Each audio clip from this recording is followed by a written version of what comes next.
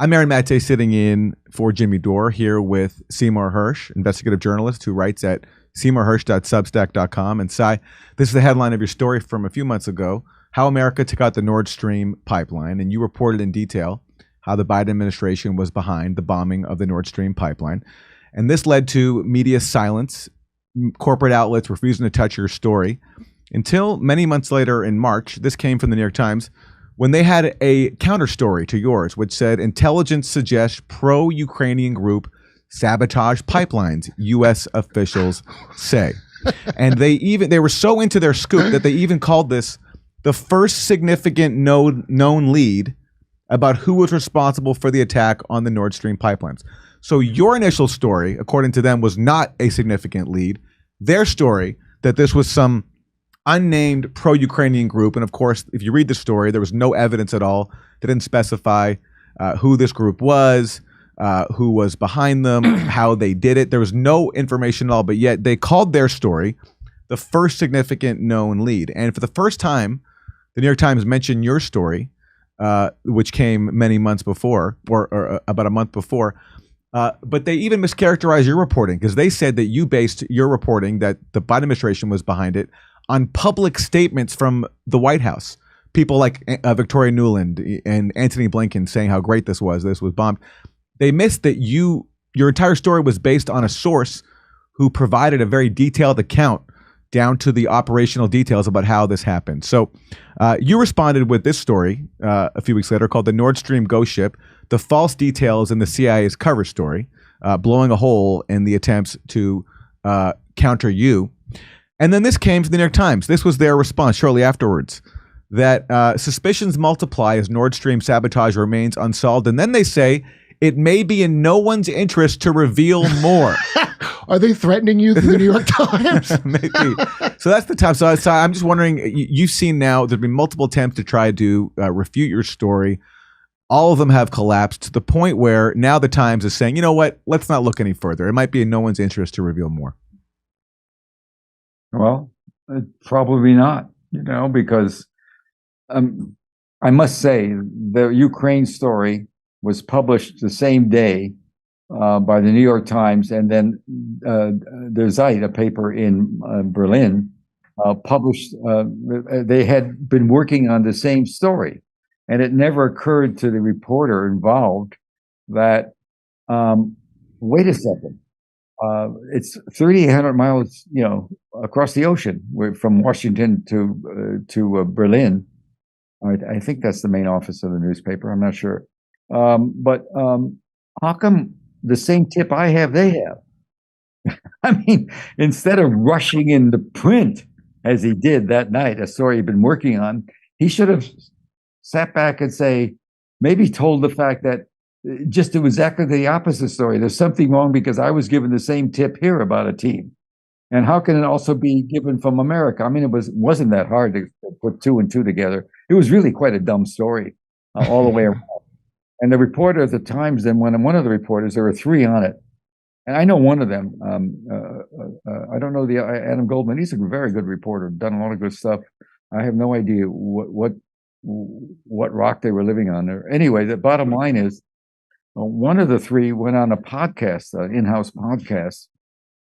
When I worked at the New York Times, I just wrote stories. I didn't have podcasts. I didn't have to file. And they would call me sometimes, going on CNN or MSN, getting contracts. Sometimes I remember once I was somewhere in the West, and I was a running story, and I had a good story I filed that the paper used to let me file for page one as late as 7:30. And so when I was filing one story earlier, the public relations people at the New York Times said, NBC wants to film you right now. You're in Denver, I think it was. They can get you to the studio and make the nightly news. And I said, oh, no, come on. It'll be in the paper tomorrow. I don't want to go on TV. Now they're just trotting there, making probably as much money or more than they do in the newspaper. How can you be a reporter if you can't spend all your time reporting? And you got to go. But, it's just. Well, one of them went on a podcast and he said, well, actually, we don't really know much, and I don't know much, and none of us know what. We were told this story by people who had access to intelligence.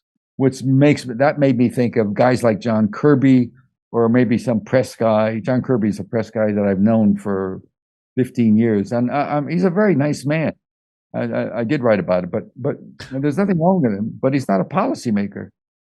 It's just you haven't seen Winkin' Blinken or not. I call him. I'm sorry to say that. Tony Blinken and Sullivan and Newland. You know, they have children. You know about that children's book. I haven't seen them talk about this at any point. They haven't answered any questions. They don't even go to they had a big press conference that I wrote about this week. They had a big major report they did about how everybody else screwed up on the Afghan pullout, but not us. And they left it to John Kirby, the spokesperson. I knew him when he was a lieutenant commander, or when he was a young officer. And he's a restricted officer. I mean, by that I mean he's not permitted, even though he's a 2-star, not permitted to have a command, which isn't a blow against him. And you could be in the Navy, you could be a cyber expert too, and also don't get a command. But that's just a fact. He's a surface guy who's been a public relations guy, and he's there defending the White House on this report, and that's just wrong. It's wrong it's not fair to him. It's certainly not fair to the reporters. They got the report. I think I read the transcript 10 minutes before the news conference. They got a long report. And why? I don't know why the White House press corps just doesn't one day walk out and say, you've got to stop this mistreatment of us, but they don't. Well, you mentioned you mentioned one of the reporters on the cover story that was planted in the New York Times. This one, intelligence suggests pro-Ukrainian groups sabotage pipelines, U.S. officials say. One of the reporters on that story is named Julian Barnes, and you mentioned this, and I have the clip. We're going to play not the whole thing, just a little bit of it. He went on the New York Times podcast, The Daily, and he explained the reporting methods that generated that story. And in his words, it was only when him and his colleagues started asking the right questions that they got the right answers. And that right question was, what if this wasn't a government, but what if this was some non-government actor? And then he says they got the right answer. So this is some of what he said. So Julian, who exactly was responsible for this attack, and how did you and our colleagues go about figuring that out? Well, I think what happened was, for much of the investigation, we weren't asking exactly the right questions. And what were the right questions? Well, we had logically been focused on countries. Mm-hmm. All those states that we just went through. Did Russia do it? Did the Ukraine state do it? And that was just hitting. Notice how he didn't ask, did our own government do it? Did the U.S. do it? Those should weren't do what OJ did and write a book called If I Did It, This Is How I Would Have Done It. Dead end after dead end. We weren't finding officials who were telling us that there was credible evidence pointing at a government. We weren't finding officials telling us what to say, basically. that's what he's saying here. Let me bring Cy Hersh back in. Yeah, I mean, as you mentioned, this is, this is a journalist admitting that he's taking direction from officials, and then finally when they tell him the right answer, he's now thinks he's come across the real story, even though his story itself contained no evidence or details whatsoever.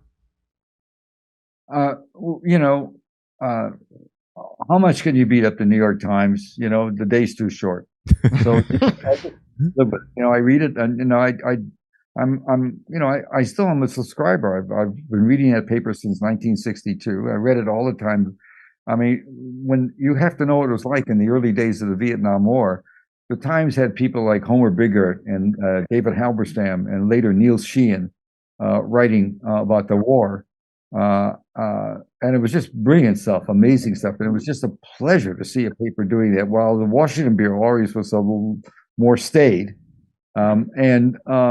So for me to remember that kind of reporting, and to remember the honesty and the integrity of the reporters, and then to hear what you just heard, yes, that wouldn't have happened. That wouldn't pass the mustard now. But look, we all know what the story is. The problem is that the Trump has panicked everybody. The Trump phenomenon. Now we have DeSantis. We have the phenomenon, and people are talking about the only thing that may save the Democrats is the abortion issue, because that's one, even in regions you wouldn't expect, like in Nebraska, you wouldn't expect it to work. It does, but I don't know what's going to save us from the complete ignorance that the White House shows about foreign policy. and the inability to even begin to think about the diminishment of in the last couple of years of America, not only financially because we guessed wrong on the sanctions with Russia, but also just in terms of the Chinese doing things we couldn't do. You cut a deal with Iran, and the next thing you know, the Iranians are restraining the Houthis in Yemen. We get a settlement there that we tried to do. Meanwhile, we're still supplying the bombs, the missiles that the Saudis were firing into the war. It's just so strange for me to see. We've had terrible governments before, absolutely. What Bush and Cheney did, the Islamofascism, the stupid decision that the solution to Al Qaeda was to go after Saddam, who hated the radicals, and then to go after Bashar, who not only did he hate the Muslim, like his father did. Remember what they blew up a city, the Muslim Brotherhood, yeah. But Bashar Assad gave us some amazing information in the first 2 years. Really reliable information about what was going on because he had very good intelligence about that helped capture an operative for Al Qaeda or identify an operative for Al Qaeda. There was going to be an attack on the Sixth Fleet. No, it's not the Sixth Fleet. I think it's the Fifth on the Gulf. Yeah, I think it's the Fifth Fleet. The Seventh is the Sixth is in Italy. But the Fifth Fleet was based in Bahrain, I think. There was a big attack planned, and we stopped people doing it with this intelligence. And he got the reward for that is to be called part of the, an adjunct to the axis of evil. So there you are.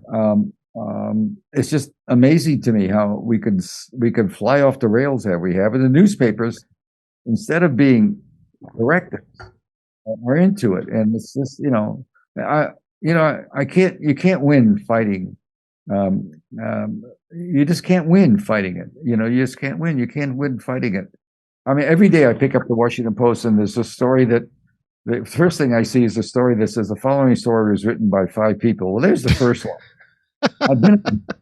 You got 2 people writing a story. There's blood on the table. 5 people wrote the story. It's the total domination of the desk or the editors, the touch of the editor. The new woman editor there.